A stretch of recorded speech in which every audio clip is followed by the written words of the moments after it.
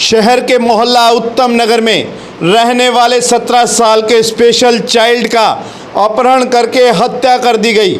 बच्चा 1 जुलाई को घर से लापता हुआ था और उत्तम नगर के निकट ही खेतों में पानी के एक छोटे गड्ढे में से उसका शव बरामद हुआ है। परिजनों ने बच्चे की हत्या की आशंका जताई है और पुलिस मामले की जांच में जुटी हुई है।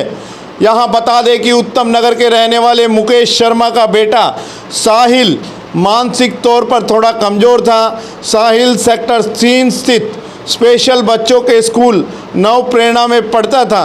1 जुलाई को साहिल रोज़ाना की तरह दोपहर 3 बजे के लगभग घर से बाहर निकला था। इसके बाद से साहिल का कहीं कोई पता नहीं चला। परिजन लगातार उसकी तलाश कर रहे थे। 3 जुलाई को शाम के समय परिवार के लोगों को जानकारी मिली कि नज़दीक स्थित खेतों में पानी से भरे एक छोटे गड्ढे में बच्चे का शव पड़ा हुआ है। परिवार के लोग मौके पर पहुंचे तो शव साहिल का निकला। परिवार के लोगों को संदेह है कि साहिल का अपहरण करके पहले हत्या की गई और बाद में शव को खेत में लाकर डाला गया है। परिजनों को गलत कृत्य का भी अंदेशा है। सुनिए बच्चे के पिता और नवप्रेरणा स्कूल चलाने वाले संचालक की बातें। 1 तारीख की घटना है। मैं घर से 2:40 के आसपास मैं अपनी ड्यूटी के लिए निकला था और क्या नाम है, मेरा लड़का करीबन 3 बजे के आसपास घर से घूमने के लिए निकल गया। तो अक्सर वो थोड़ा बहुत घूम लेता था आसपास में। तो फैमिली सोचती थी भाई मेरी वाइफ भाई अभी घूम फिर के अभी आ जाएगा वापस।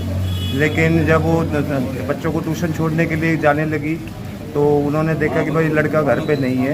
तो पहले बच्चों को ट्यूशन छोड़ के आई, फिर उन्होंने सर्च करना स्टार्ट किया कि मोहल्ले में भाई लड़का कहाँ ठीक है। फिर काफ़ी ढूंढने के बाद काफ़ी ढूंढा लेकिन लड़का कहीं मोहल्ले में आसपास नहीं दिखाई दिया। फिर इन्होंने मेरे को 7:10 के आसपास मेरे को फ़ोन किया। मैं ड्यूटी पर था। तुरंत मैं जैसे ही मुझे पता लगा और मैं सीधा घर पे आया और आसपास देखा, इधर उधर के मैंने CCTV कैमरे चेक किए जो मेरे बिल्कुल नज़दीक में लगते थे। वहाँ से मेरे को एक फुटेज मिली कि लड़का एक गली के साइड में जाता हुआ नज़र आ रहा है। लेकिन उसके बाद में कोई भी CCTV कैमरे में लड़के की कोई भी फ़ोटो यानी कि वीडियो नज़र नहीं आई मेरे को। और फिर उसी टाइम मेरे को फिर मैंने CCTV कैमरे की फ़ोटो लेके और तुरंत मॉडल टाउन थाने में जाके मैंने उसकी गुमशुदगी की रिपोर्ट लिखवाई। और काफ़ी अपने यानी कि उसके पर भी मैंने सर्च किया इधर उधर, मान लो कोई कहीं ऑन रोड चला गया वो लड़का। लेकिन फिर भी मैंने यानी कि ढूंढने के बाद भी मेरे को कुछ नहीं पता लगा। और फिर कल जैसे ही मैं एक नज़दीकी जो दिल्ली रोड पे यानी कि जो गली हो जाने के लिए जो रास्ता है उसका CCTV बैठ के कैमरा चेक कर रहा था तो घर से मेरे फ़ोन आया कि ऐसे ऐसे किसी पड़ोसी ने आगे बताया है कि कोई पास ही के खेत में एक छोटा गड्ढा है, उसमें इतना सा यानी कि इतना पानी भरा हुआ है बस, और उसके अंदर कोई एक लाश डूबी हुई है। तो बोले कि भाई देख लो कहीं ऐसा ना हो कि हमारा बच्चा हो, मान लो कोई अंदाज़ा लगाया थोड़ा सा। तो मैं तुरंत उस CCTV कैमरे को वहीं छोड़ के और फिर तुरंत आगे देखा तो कुछ शक तो हुआ नहीं मेरे को थोड़ा सा। लेकिन जब थोड़ा सा उसको डेड बॉडी को बाहर निकाला, चेहरा देखा, लेकिन चेहरे से भी नहीं पहचान पाया, लेकिन थोड़ा सा कुछ हाथ से। और फिर उसके जब वो कपड़े मिले मेरे को लड़के के तो फिर वो लड़का मेरा ही था वो।